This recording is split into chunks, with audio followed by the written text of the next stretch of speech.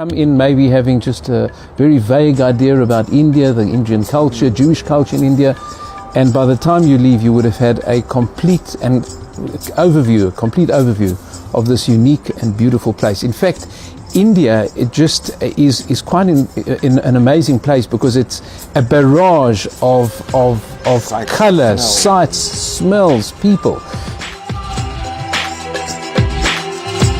The part of the trip is not just about the Jewish history, it's about the cultural experience, about walking through the local bazaars, the shopping time, looking for costumes and buying, souvenirs, local souvenirs that you can't get anywhere else.